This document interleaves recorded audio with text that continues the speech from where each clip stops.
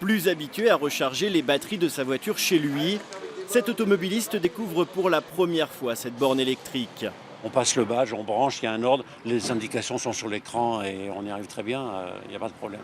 Propriétaire de ce véhicule propre depuis 1 an, Joël de Rango ne regrette pas son achat.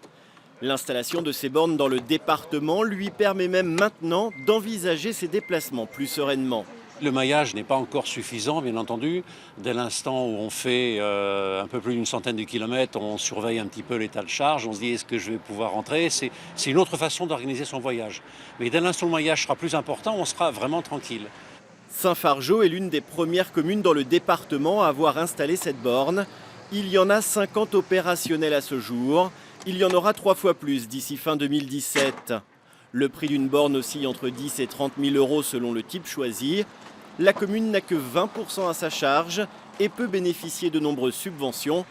De quoi convaincre ses élus locaux. Déjà recevoir une borne, c'est un petit peu aller dans l'air du temps, c'est-à-dire partir vers les énergies renouvelables et puis avec la suite au niveau de la circulation des véhicules et de la protection de la planète. En ce qui nous concerne, en tant que pays, nous venons d'en acquérir 2 et nous sommes fiers de pouvoir circuler sans apporter de CO2 supplémentaire. Courgenay est une petite commune de l'Yonne, sur la route de l'Aube. Dans quelques jours, sa borne sera opérationnelle. Une installation voulue par la mairie, bien décidée à montrer l'exemple. Dans la commune, nous avons déjà une voiture électrique. C'est pas partout dans une commune de 560 habitants d'avoir une voiture électrique. Donc ça veut dire qu'on a déjà un client, quoi.